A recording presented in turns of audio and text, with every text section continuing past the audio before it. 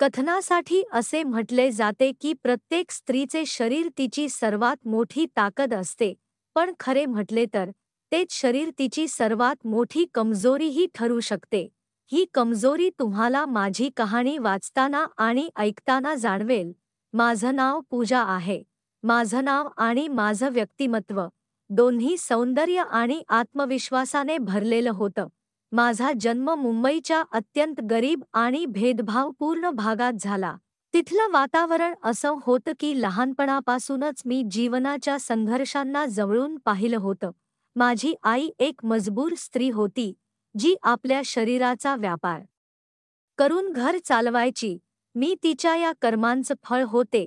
मला माहीत नव्हतं की माझा वडील कोण आहे. कदाचित तिलाही याचा पत्ता नव्हता.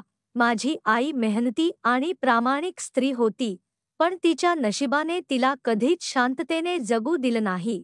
संघर्ष करत करत तिने मला मोठं केलं, पण तिचं शरीर आणि आत्मा हळूहळू खच्च चाललं होतं. ती जशीही होती, मला तिच्याबद्दल सहानुभूती होती. विशेषतः ज्या प्रकारची मृत्यू तिला मिळाली, ती मृत्यू तर देवाने शत्रूलाही देऊ नये. अनेक पुरुषांशी संबंध आल्यामुळे तिला अशी एक भयंकर आजार झाली, ज्यामुळे तिचं आयुष्य नरक बनलं. बराच काळ आजारी राहिल्यानंतर ती आम्हाला सोडून गेली. मी स्त्रीच्या शरीराला तिची सर्वात मोठी ताकद मानत होते, पण माझ्या आईच्या मृत्यूने मला शिकवलं की तेच शरीर तिची सर्वात मोठी कमजोरीही ठरू शकतं.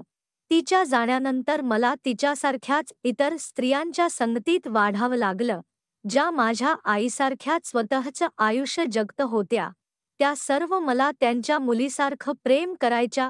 जीवनाने मला खूप लवकर शिकवलं. माझी सर्वात मोठी खासियत ही होती की मी एक मुलगी होते आणि त्यातही सुंदर होते. मी अशा वातावरणात वाढले, जिथं येणारे जाणारे लोक मला हसरतीने पाहायचे. मी फक्त 9 वर्षांची होते, तेव्हाच मला दुनियादारीची संपूर्ण समज आली होती.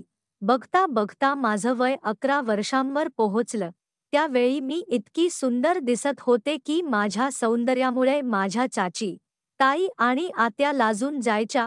या वर्षात मी शिकले की अशा परिस्थितींना कसं सामोरं जायचं आणि कोणत्याही परिस्थितीला स्वतःच्या बाजूने कसं वळवायचं. तिथल्या स्त्रिया पुरुषांकडे पाहून जे काही बोलायच्या, ज्या हावभाव करायच्या, ते सर्व मी शांतपणे पाहिलं आणि शिकलं होतं. कसेबसे आणखी 2 वर्ष गेली. या काळात मी स्वतःला त्या वातावरणात टिकवून ठेवले, पण नंतर एक अशी घटना घडली, जिच्यामुळे माझ्या आयुष्याची दिशा पूर्णपणे बदलली. त्या दिवशी मी खूप घाबरले होते, कारण माझं वय फक्त 13 वर्षांचं होतं. माझ्यासमोर एक माणूस उभा होता. त्याचं वय साधारण 35 ते 40 वर्षांचं असावं. त्याचा चेहरा भीतीदायक होता, डोळे लालसर आणि हावभाव भयंकर. त्याने माझ्या आतल्या भीतीला अधिक गर्द केलं. तो हळूहळू माझ्या जवळ येऊ लागला. भीती असूनही मी धैर्य गोळा केलं आणि त्याला इशारा दिला, सावध. माझ्या जवळ येऊ नकोस. माझ्या आवाजात भीती आणि रागाचं विचित्र मिश्रण होतं, पण त्याने माझ्या बोलण्याकडे दुर्लक्ष केलं.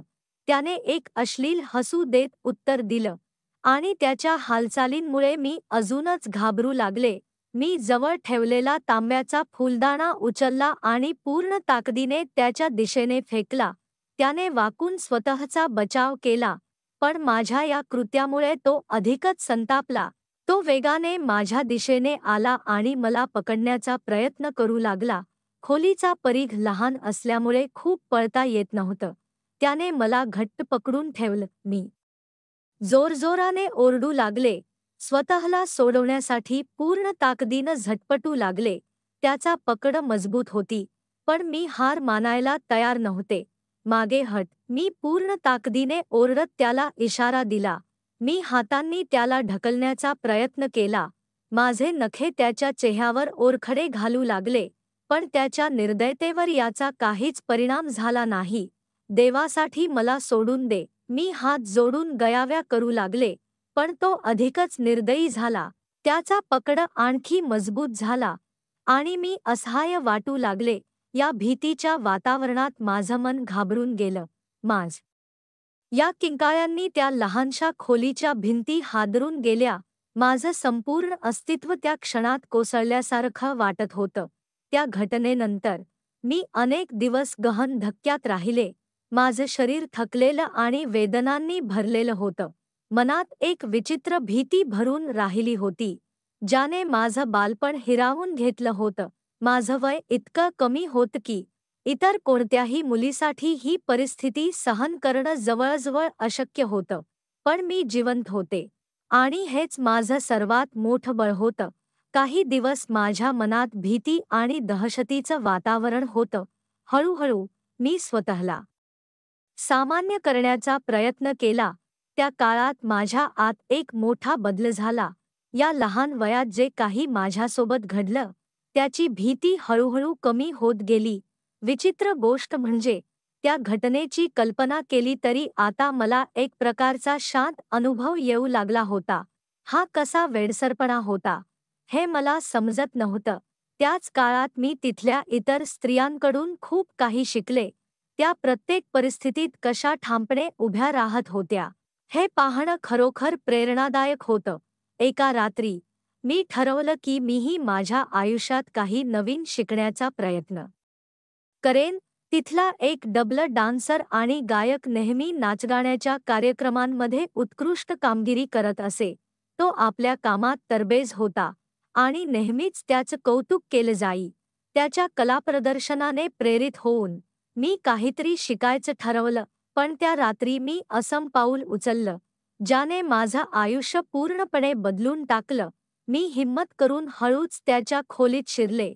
खोलीत गेल्याबरोबर मी माझे कपडे काढायला सुरुवात केली. तो आश्चर्याने माझ्याकडे पाहू लागला. "हे काय आहे?" त्याने कठोर आवाजात विचारलं. मी हसले आणि उत्तर दिलं, "माझ याकडे पाहून तुला काहीही वाटत नाही का?" तो थक्क झाला. कदाचित त्याने स्वप्नातही विचार केला नसेल की मी अशा प्रकारच्या गोष्टी बोलेन. त्याच्या उत्तराची वाट पाहता मी त्याच्याकडे पाऊल टाकलं आणि त्याला मिठी मारली. त्याने काहीही प्रतिक्रिया दिली नाही. त्यामुळे माझी हिंमत आणखी वाढली. हळूहळू तो मला प्रेमभरल्या नजरेने पाहू लागला. मी त्याला चुंबन दिलं. त्याने मान झुकवत सहमती दर्शवली. त्यानंतर जे काही घडलं, ते माझ्या आयुष्यातील पहिला रोमांस होता. त्या रात्रीनंतर तो माझ्या प्रेमात पूर्णपणे वेडा झाला. आता तो प्रत्येक क्षणी माझ्या आसपास घोटाळत असे. त्याने माझ्यावर प्रेम करणं सुरू केलं होतं. तो माझ्यासाठी बाजारातून महागडे कपडे, अत्तर, सुगंधी तेल आणि गजरे आणत असे. तो मला अनेकदा फिरायला नेत असे.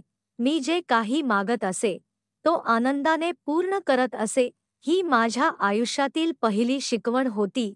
मी शिकले की मानवी नात्यांमध्ये स्त्रीची भूमिका कुशल मदारीसारखी असू शकते.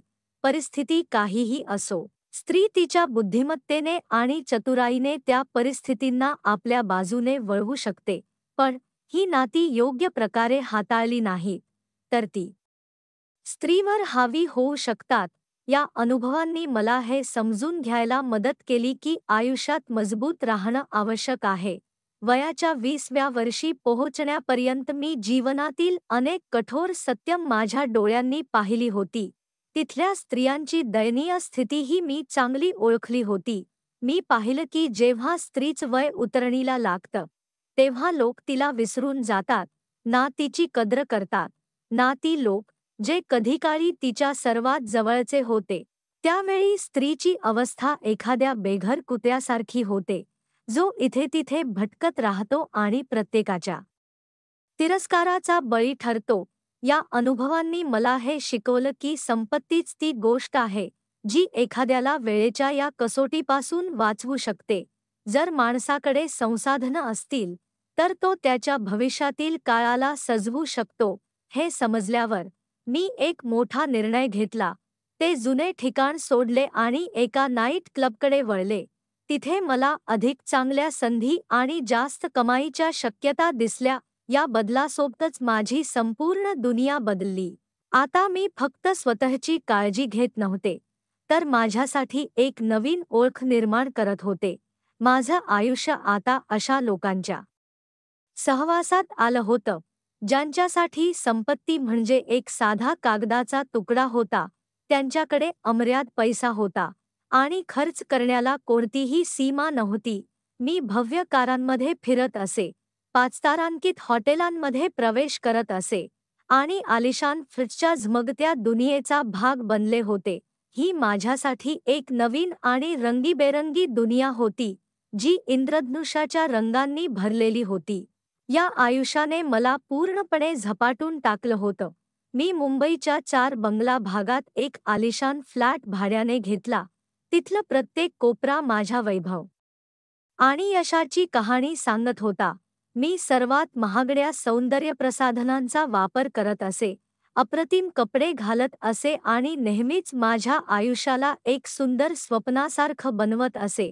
पण या स्वप्नासोबत काही कटू सत्यमही जोडलेली होती. जिथं माझी कमाई मोठी होती, तिथं माझे खर्चही तितक्याच वेगाने वाढत होते. मला आराम आणि ऐशोआरामाची सवय झाली होती, मात्र कुठेतरी माझ्या मनात एक खोल दहशत भरण्यास सुरुवात झाली होती.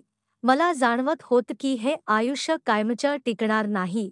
या भीतीचं कारण होतं एक आजार, एक असा आजार जो सगळं काही संपवून टाकतो. मला माझ्या आईची आठवण येऊ लागली आणि त्यांच्या मृत्यूचा विचार करताच माझं संपूर्ण शरीर थरथर कापू लागतं. मी माझ्या आईसारखं भयानक शेवट अनुभवायचा नव्हता. हळूहळू जीवनातील वास्तव माझ्या डोळ्यांसमोर उघडू लागलं. मी नेहमी विचार करायचे की या वाटेवर चालत मी शेवटी कुठपर्यंत पोहोचेन. रोज मला त्या दुनियेचा तिटकारा वाटू लागला, ज्याने कधी मला ओळख दिली होती. या दरम्यान माझ्या मनात एक असा विचार आला, ज्याने माझं आयुष्य पूर्णपणे बदलून टाकलं. मी ठरवलं, का बरं मी एखाद्या देखण्या, समजदार आणि श्रीमंत तरुणाशी लग्न करू नये. जर असं झालं तर माझ्या सगळ्या अडचणी सोडवल्या जाऊ शकतील. तसंच मला आता नाईट क्लबच्या झगमगाटाने आणि गोंधळाने कंटाळा आला होता, जिथे कधी प्रकाश, संगीत आणि उत्साह मला आवडायचे, तिथे आता प्रत्येक क्षणी एक प्रकारची पोकळी जाणवू लागली होती. माझ्या मनात आणि डोक्यात फक्त एकच प्रश्न घुमत होता, आगामी उद्याचं काय होणार. लवकरच मी या विचारावर काम करायला सुरुवात केली. मी स्वतःला या नव्या वाटेवर पुढे नेण्याचा निर्णय घेतला. मी अनेक श्रीमंत तरुणांशी मैत्री करण्याचा प्रयत्न केला, जे माझ्या आयुष्यात स्थिरता आणि शांती आणू शकतील. पण लवकरच मला कळलं की हे काम इतकं सोपं नव्हतं, जितकं मी समजले होते. जे लोक माझ्या आजूबाजूला फिरत होते आणि माझं कौतुक करत होते, तेच लोक लग्नाच्या प्रश्नावर पूर्णपणे बदलून जात.